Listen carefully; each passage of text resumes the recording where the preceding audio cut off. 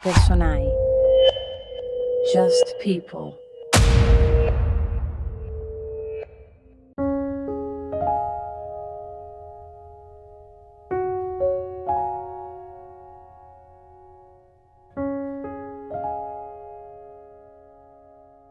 Olá! Hoje a gente vai mergulhar num texto assim fundamental, que ainda causa muita discussão, o Capital, volume 1, do Karl Marx. Para guiar a gente, usamos um material que tenta simplificar, explicar as ideias principais dessa obra que é bem densa. Exato. Um clássico, né? E com muita coisa pra gente conversar. E é bom já deixar claro, né? A ideia aqui não é fazer uma leitura neutra de economia, até porque o próprio Marx não propôs isso. Ele chamou O Capital de uma crítica da economia política. Isso mesmo. É uma crítica radical. Então, o que a gente vai fazer é investigar como o capitalismo funciona por dentro, pelo menos na visão dele. De onde vem o lucro?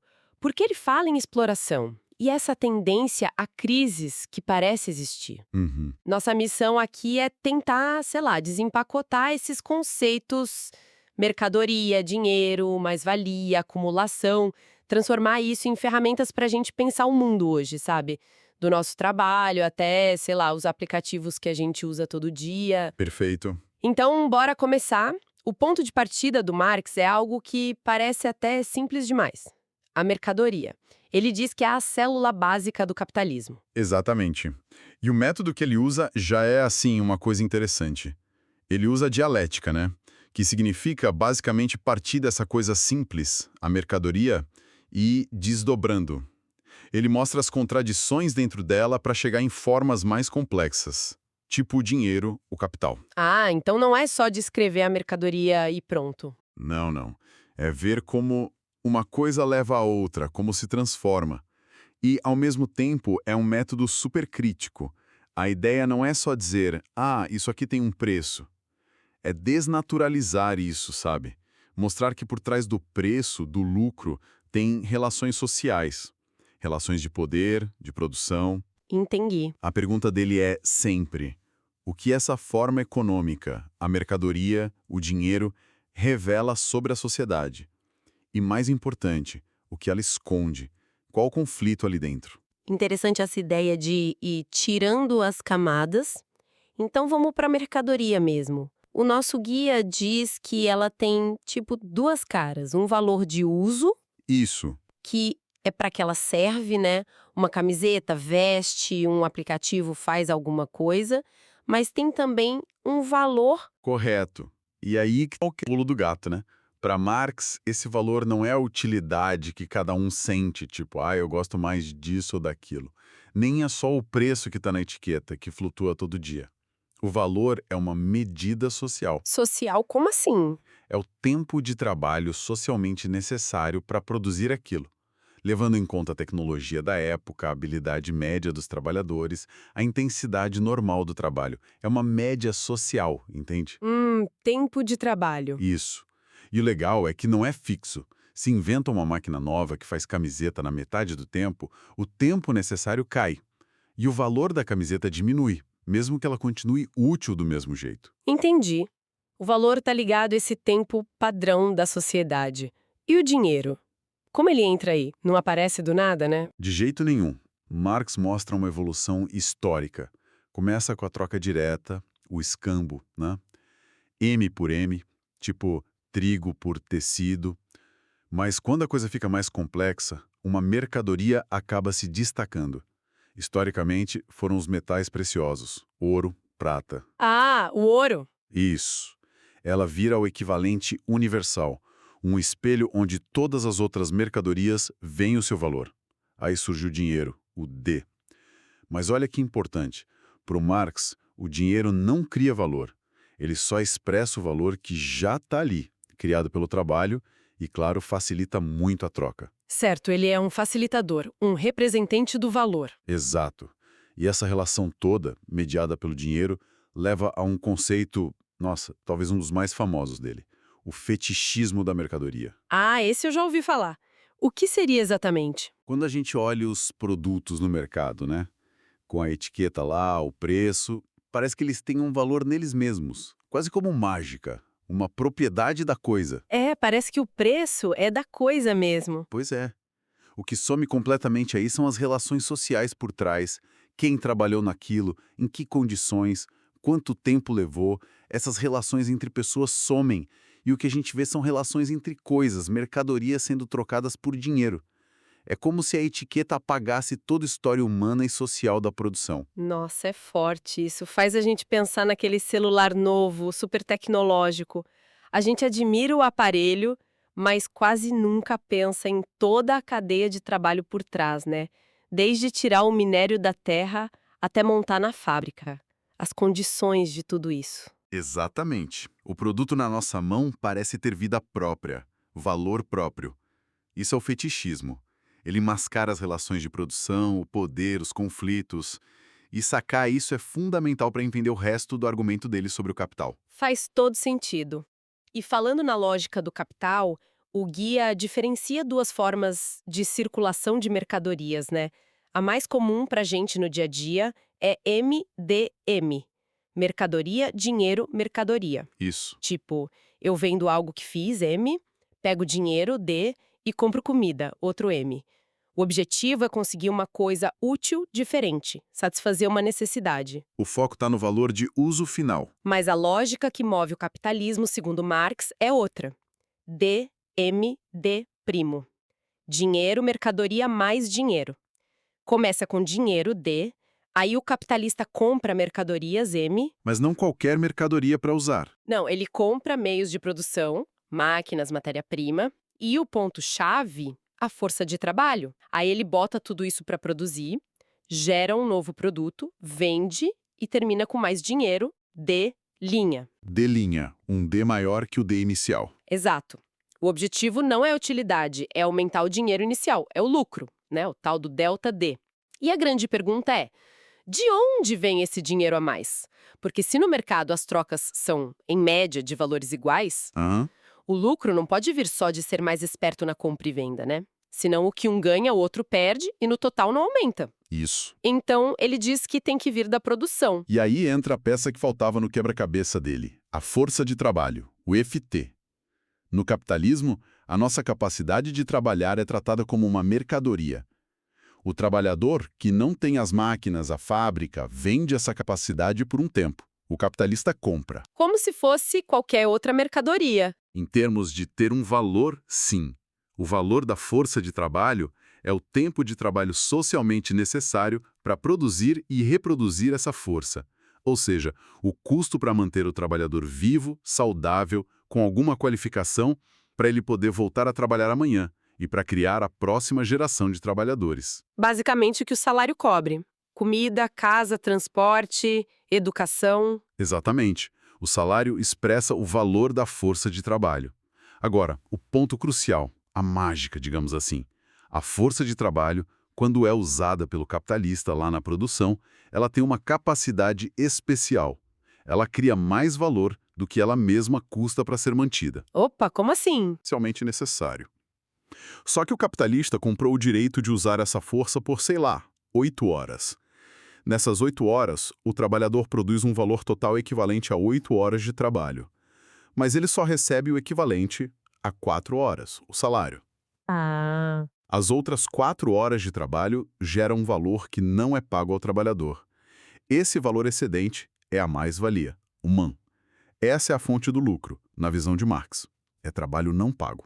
Entendi. A chave é essa diferença entre o valor que a força de trabalho cria e o valor que ela custa, o salário. E para analisar isso melhor, ele divide o capital investido, né? Sim, uma distinção importante. Tem o capital constante, o C. São as máquinas, prédios, matéria-prima, energia. Ele chama de constante porque essa parte só transfere o próprio valor para o produto final, não cria valor novo.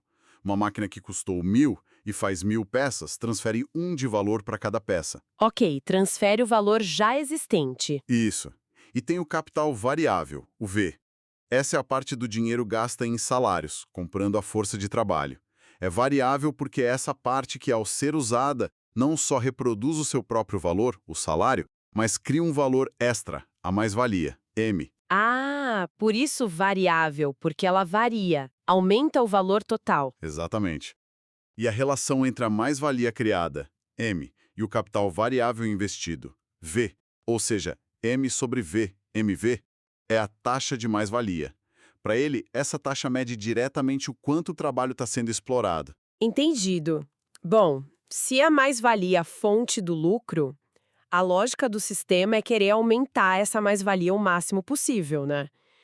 Como se faz isso? O guia fala de duas formas principais. A primeira é a mais-valia absoluta. Essa é mais direta, né? Parece que sim. É simplesmente esticar a jornada de trabalho. Se antes era 8 horas, passa para 10, 12. Ou então fazer o trabalho ser mais intenso, produzir mais no mesmo tempo. E sem aumentar o salário na mesma proporção, claro. Aí o tempo de trabalho não pago aumenta. Perfeito. Foi muito comum no início da indústria, né? Jornadas brutais. A segunda forma é a mais-valia relativa. Essa é mais, digamos, sofisticada. Tem a ver com tecnologia. Como funciona? Ela acontece quando aumenta a produtividade justamente nos setores que produzem o que os trabalhadores consomem. Comida, roupa, moradia, essas coisas. Se esses produtos ficam mais baratos para serem feitos... O custo de vida do trabalhador cai. Exato. O tempo de trabalho que o trabalhador precisa para pagar o próprio salário diminui, mesmo que a jornada total continue sendo de 8 horas, por exemplo. Se antes ele precisava de 4 horas para gerar o valor equivalente ao salário, e agora, com tecnologia, ele precisa só de 3 horas. Sobram 5 horas de trabalho não pago. Mais valia, em vez de 4. Bingo!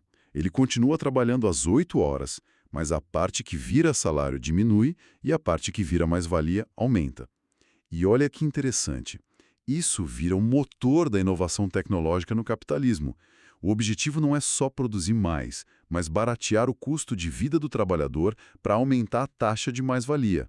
MV. Nossa, que sacada! E na prática, claro, as empresas misturam as duas coisas. Pressionam por mais hora extra ou mais intensidade, absoluta, e investem em máquina para reduzir o tempo necessário, relativa. É uma busca constante. E essa busca acaba mudando totalmente como o trabalho é organizado, né? Marx descreve uma evolução disso.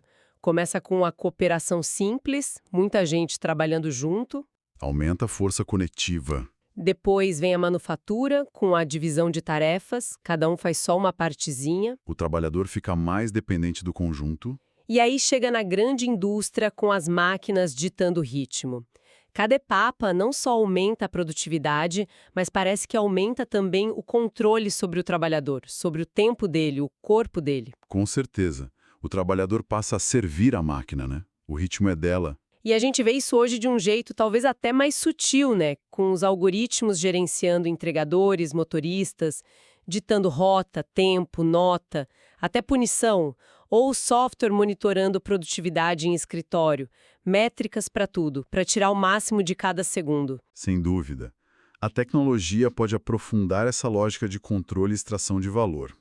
E já que a gente falou de salário, é bom lembrar uma distinção que o Marx faz. São, tipo, 3 camadas do salário. Ah, é? Quais? Primeiro, o salário nominal. É o dinheiro que cai na conta, o valor em reais, dólares, o que for. Ok, um número bruto. Segundo, o salário real. É o que esse dinheiro consegue comprar. Leva em conta a inflação. Se o nominal sobe 5%, mas os preços sobem 10%, o salário real caiu, né? O poder de compra diminuiu. Certo, poder de compra. E terceiro, que para a análise dele é talvez o mais importante, é o salário relativo. Esse não olha só para o bolso do trabalhador. Ele compara a parte do valor total criado na produção, que volta para o trabalhador como salário, com a parte que vira mais-valia, lucro para o capitalista, etc. A proporção, então. Exatamente. E aqui tem uma coisa que não é óbvia. Pode acontecer do salário nominal e até o real subirem um pouquinho, mas o salário relativo estar caindo. Como assim? Se a produtividade aumentar muito rápido e a taxa de mais-valia MV crescer mais ainda, quer dizer, a fatia do bolo total que vai para o trabalho diminuir, mesmo que o tamanho absoluto dessa fatia tenha aumentado um tiquinho. Entende. A riqueza está sendo distribuída de forma mais desigual. Entendi. Essa distinção é chave para pensar em desigualdade, né? E as formas de pagar, tipo por hora ou por peça produzida. Faz diferença. Faz toda a diferença. Salário por tempo, hora, mês, foca na duração, Mas aí o chefe precisa ficar de olho para garantir a intensidade. Já o salário por peça ou por meta joga a pressão para o próprio trabalhador. Ah, ele mesmo se cobra para produzir mais e ganhar mais. Isso leva a uma autointensificação do trabalho. É uma forma de controle mais sutil, talvez. Faz sentido. E toda essa dinâmica, buscar mais-valia, salário, organizar a produção, leva a quê? Ao processo de acumulação. Exato. Acumular é pegar a mais-valia que foi gerada e, em vez de gastar tudo, reinvestir. Expandir o negócio, comprar mais máquina, mais matéria-prima, contratar mais gente, ou não, né? Para gerar ainda mais-valia no próximo ciclo. E a concorrência obriga a fazer isso, né? Se não acumular e inovar, fica para trás. É a lei da selva capitalista, digamos assim. E essa pressão para competir leva a uma tendência forte. Investir em tecnologia que poupa mão de obra, trocar gente por máquina para ser mais produtivo, baixar custo. E isso aumenta o que mesmo que você falou? A composição. A composição orgânica do capital. É a proporção entre o capital investido em meios de produção, máquinas, etc., o capital constante, C, e o capital investido em salários, capital variável, o V. Se entra mais máquina e proporcionalmente menos gente, a composição orgânica, C sobre V, aumenta. Ok, mais investimento em coisas do que em gente, proporcionalmente. E quais as consequências disso para o sistema todo? São várias e bem importantes. Primeiro, essa tendência de usar mais máquina e menos gente proporcionalmente cria e recria o que Marx chamou de exército industrial de reserva. Um exército. É uma metáfora, claro. É um grupo de pessoas sempre disponível no mercado de trabalho. Desempregados, subempregados, gente em bico precário. A simples existência dessa reserva já bota pressão para baixo nos salários de quem está empregado. Sempre tem alguém disposto a aceitar menos. Entendi, mantém os salários controlados. Que mais? Segundo, a acumulação leva à concentração de capital, as empresas ficam maiores, e à centralização, empresas maiores compram as menores, fusões, aquisições. O capital vai se concentrando em menos mãos, formando grandes grupos, monopólios. A gente vê isso direto, né? Grandes empresas dominando os setores. Exatamente. E terceiro, toda essa dinâmica deixa o sistema sujeito a ciclos econômicos, altos e baixos, expansão e crise. E como essas crises se ligam com a acumulação e a composição orgânica? Podem surgir vários problemas. Por exemplo, a capacidade de produzir aumenta muito com a tecnologia, mas a capacidade de consumir não acompanha na mesma velocidade, porque os salários estão pressionados, né? E o consumo depende também de crédito. Uhum. A tal lei geral da acumulação capitalista que o Marx formula aponta para isso, uma polarização. De um lado, acumula riqueza, poder. Do outro, acumula insegurança, trabalho precário, desemprego relativo. Claro que isso não é uma lei de ferro, né? Como assim? Fatores históricos, políticos importam muito. Sindicatos fortes, políticas sociais, regulação do Estado. Tudo isso pode frear, moderar ou até reverter essa tendência por um tempo. Mas a lógica interna do sistema, segundo ele, puxa para essa polarização. E as crises mesmo. O guia diz que ele não dá uma causa única. Ele aponta mais para tensões que são parte da estrutura. Crises não seriam acidentes, mas momentos que o próprio sistema gera para se reajustar, muitas vezes de forma bem dura. Uma tensão chave. A fonte da mais-valia é o trabalho vivo, o capital variável V, certo? Isso, certo. Mas a concorrência força a trocar trabalho vivo por máquina, capital constante C, aumentando a composição orgânica, CV. Isso pode levar no longo prazo a uma tendência de queda da taxa de lucro, porque o lucro vem do V, mas o investimento maior vai para o C. Isso é mais explorado no volume 3, mas a tensão está lá. Entende? Mina a própria fonte do lucro. Outra tensão forte é entre produzir valor e realizar esse valor, ou seja, vender a mercadoria. As empresas precisam vender para transformar mais-valia em lucro de verdade. Mas se os salários estão baixos, o mercado fica saturado. Como vende? Aí o crédito entra para ajudar. O crédito pode quebrar um galho, né? Adia o problema, permite consumir e investir mais do que a base real aguentaria. Só que ele também amplifica as crises quando elas estouram. Alavancagem, bolha, quebra financeira. A ideia central é: crise não é um defeito externo, é parte do funcionamento normal do capitalismo. Entendemos a lógica interna do sistema que ele descreve. Mas como esse sistema surgiu? Não foi só gente poupando e trabalhando duro por séculos. Marx tem uma visão bem diferente, né? Meio sombria até. Bem diferente mesmo. Ele desmonta essa história bonitinha com o conceito de acumulação primitiva ou originária. Ele argumenta que para chegar naquele ponto inicial, uns com dinheiro e meios de produção e outros só com a força de trabalho para vender, precisou de um processo histórico de expropriação, tirar a terra, os meios de vida de muita gente, e muitas vezes na base da violência com a ajuda do Estado. Tipo o quê, por exemplo? Os cercamentos na Inglaterra são um exemplo clássico. Terras que eram de uso comum foram cercadas, privatizadas, expulsando os camponeses que tiveram que ir para a cidade procurar emprego. Mas também a colonização, a pilhagem de recursos nas Américas, Ásia, África, o tráfico de escravos, que gerou muita riqueza inicial, dívida pública, leis contra a vadiagem que forçavam as pessoas a aceitar trabalho assalariado. Então a liberdade do trabalhador era meio dupla, né? Livre das amarras feudais, mas também livre de ter onde cair morto, só restando vender a força de trabalho. Exatamente essa a ironia que ele aponta. Entender essa origem é importante para ver que o capitalismo não surgiu naturalmente do mercado. Teve força, Estado, mudança na lei. E essa lógica de separar o produtor dos meios de produção, essa expropriação, não ficou só lá atrás. Será que a gente pode ver ecos disso hoje? Sei lá, privatização de serviços básicos, de água, avanço sobre terra indígena para agronegócio, ou até como nossos dados na internet são usados para gerar lucro sem a gente ver um tostão. Ótimas perguntas. Muitos autores hoje argumentam que essa acumulação por expoliação, parecida com a primitiva, continua acontecendo. Ela anda junto com a exploração da mais-valia lá na fábrica ou no escritório.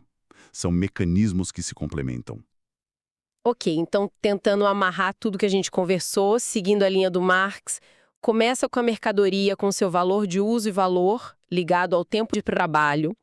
Isso leva ao dinheiro, aí entra a força de trabalho, mercadoria especial que permite o DMD10 gerar mais dinheiro porque ela cria mais valia, trabalho não pago. A busca por mais-valia, seja absoluta, mais tempo e intensidade, ou relativa, mais produtividade que barateia o salário, move a produção e define os salários. Reinvestir a mais-valia é a acumulação, que gera concentração de capital, exército de reserva e as crises. E tudo isso começou com a expropriação histórica, a acumulação primitiva. Ufa! É uma bela síntese da espinha dorsal do volume 1. E o impressionante é que, mesmo sendo do século XIX, muitas dessas ideias ainda dão o que pensar para a gente analisar hoje, né? Com certeza. A ideia de que o lucro vem do trabalho não pago, a tecnologia sendo puxada pela concorrência e pela busca de mais-valia, com efeitos complicados para o emprego. Como a forma de pagar o salário influencia a gente no trabalho. E, claro, o fetichismo, que ajuda a gente a desconfiar do que parece natural na economia e ver as relações de poder por trás. Exploramos, então, esses conceitos-chave de O Capital, volume 1, tentando seguir essa crítica que o Marx faz usando o nosso guia como base. E é sempre bom lembrar, né? É uma obra gigante, super complexa, gerou e ainda gera debates infinitos, leituras diferentes, críticas, tem questões teóricas dentro da própria obra, tipo a famosa transformação do valor em preço, que ele desenvolve mais nos outros volumes. Certo. E claro, o capitalismo mudou muito desde então. Tem regulação, sindicato, estado de bem-estar, às vezes mais, às vezes menos, globalização, o peso das finanças hoje. O sistema se adapta, né? E hoje também se discute muito como integrar melhor questões de gênero, raça, meio ambiente, nessa lógica de exploração e expropriação que ele começou a desenhar. E, óbvio, tem outras teorias econômicas que explicam as coisas de outro jeito. Sim, existem outras visões. Mas mesmo quem critica costuma reconhecer que a análise dele sobre produção, poder, conflito, como relações sociais, ainda tem uma força muito grande. Para a gente fechar, então, talvez uma última reflexão, ligando o começo e o fim da nossa conversa. Se o fetichismo da mercadoria escondia o trabalho por trás do produto na loja, como será que a nossa vida hoje, tão ligada às plataformas digitais para comprar, pedir comida, conversar, se divertir, está nos afetando? Boa pergunta. Será que aquela interface bonita, fácil de usar, os algoritmos que a gente nem sabe como funcionam, será que isso cria um novo tipo de fetichismo? Que faz a gente achar natural novas formas de tirar valor do nosso tempo, dos nossos dados, e esconde ainda mais o trabalho humano, muitas vezes super precário, que está por trás de tudo isso no mundo digital? Fica aí pra gente pensar.